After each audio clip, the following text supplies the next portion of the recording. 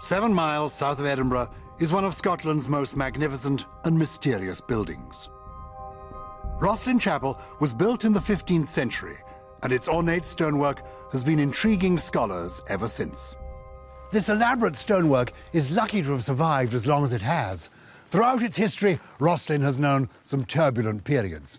During the 16th century, religious reformers seized the chapel and destroyed the altars.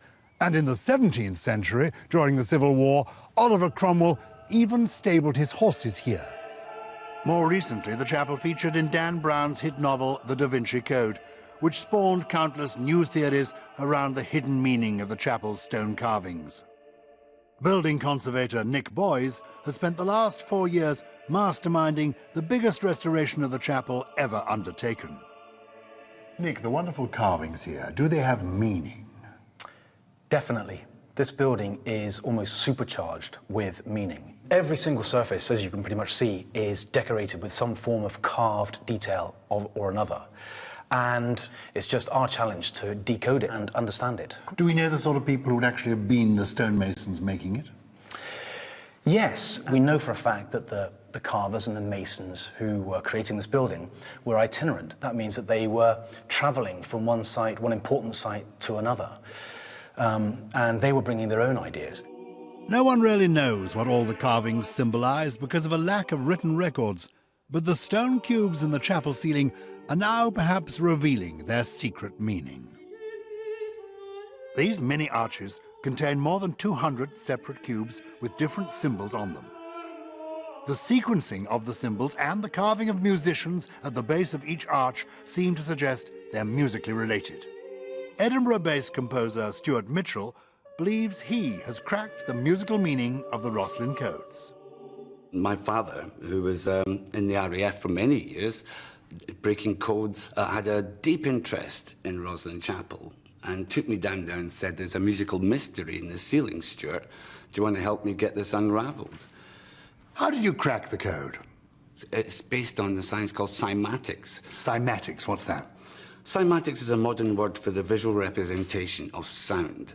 That every musical note has its own accompanying pattern that appears when the frequency is played. Stuart is able to show me the principles behind cymatics with a brass plate, some sand, and a violin bow. Oh, how intriguing. Good gracious. Well, that really is extraordinary. And is that what happens every time? With every single note, it has its own particular pattern. So each cube has revealed to you a series of notes. This particular pattern that we're looking at here is repeated 80 times throughout the whole sequence. Combining all these, in what order did you get your piece of music? Well, we followed the order of the cubes that are in the ceiling by the arches. Some experts query Stuart's theory because not all the cubes are original. A small number were replaced in the 1800s.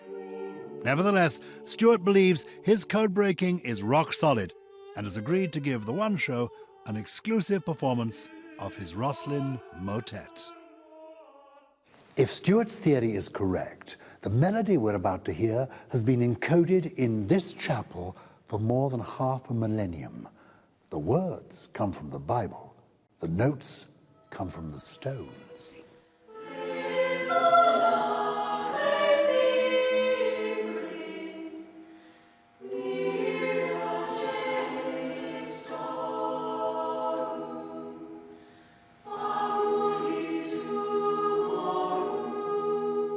Wow, maybe it's the music, maybe it's the atmosphere of the place, I don't know, but I'm ready to make the leap of faith. I reckon after more than 550 years, Stuart has cracked the code.